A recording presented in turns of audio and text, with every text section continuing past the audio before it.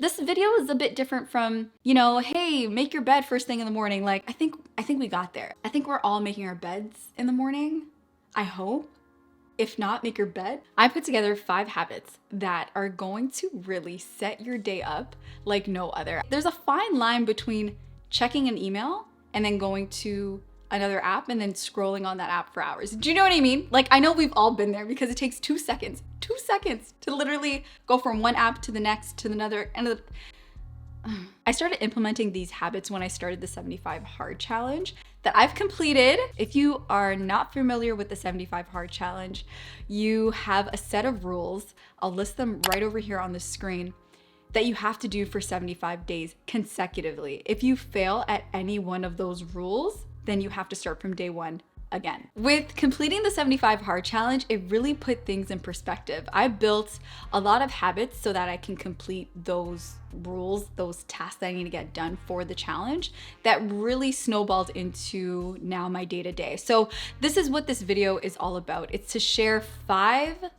attainable habits that you can implement this year. I'm also going to be giving you guys timelines, something that's a bit more realistic that you can imagine yourself doing while watching this video. The timelines that I'm gonna share and suggest are the timelines that I follow. So tip number 5 is putting your phone on Do Not Disturb automatically. This has been a complete game changer for me. I try my best to not be on my phone when I don't need to be, but it's a bit challenging, especially if I'm editing and doing other content and I'm in meetings and things like that, or responding to emails that are urgent. I'm on my phone quite a bit.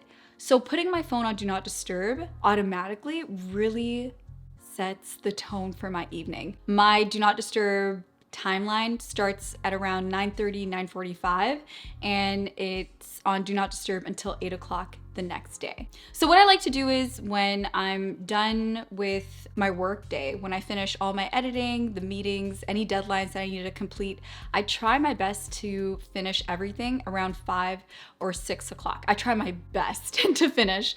That way I could set up my dinner and get ready for my evening. Say for instance, if I'm at dinner and my phone goes on Do Not Disturb and things like that, it's perfect because I'm like fully engaged in the conversation as opposed to constantly checking my phone and seeing alerts that go off. You know what I mean? I like putting my phone away and then having my downtime in the evening because it really sets me up for the next day, which leads me to tip number 4. Tip number 4 will literally blow your mind because it literally sets me up perfectly. So once my phone is on Do Not Disturb around that 9:30, 9:45 time, I like to go into my kitchen and make sure my counter is all clear, the dishes are put away in the dishwasher. What's actually most important is my coffee. I use a coffee mocha, but I like to make sure that that is clean and ready for me for the next day.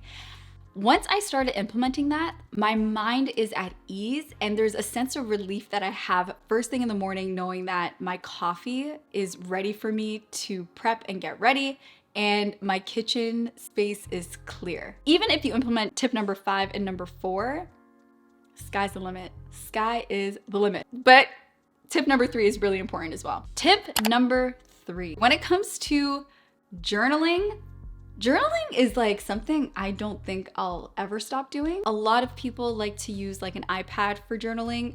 That's not something that I like to do. I love printing and I like my handwriting, so I like to print and kind of write out my thoughts. But journaling anything, anywhere, whether it's a scrap piece of paper, whether it's an iPad, whether it's your phone, I would highly recommend. I love to journal in the evening. I used to journal in the morning kind of like as a brain dump, but I've been really loving journaling in the evening and reflecting. Right after I finish journaling, I like to say a little prayer and I'm out. I don't like to have my phone on me. Again, my phone is on Do Not Disturb, so I try my best not to scroll, not to be on the apps and things like that. I'll link this and the gratitude journal in the description box below, but I got this from Amazon as well. Tip number 2, since my alarm goes off around 6 and my phone's automatic Do Not Disturb goes off at around 8, I have 2 hours of quiet time. Now 2 hours seems like a lot of time, and it's because I like to take my time in the mornings. I don't like to rush things, and the mornings are really important for me. So I like to do pretty much my routine. So personally, my morning routine starts with meditation for 15 minutes, 15 to 30 minutes. I sometimes use guided meditations that I find on YouTube, or I kind of just have silence and just kind of zen out. And then right after that, I go into my morning prayer, and then I go into my devotional, and then I go into journaling. So the journal that I absolutely love is the gratitude journal. I've talked about this journal for years. This is a journal I get off of Amazon for about $6, maybe $7.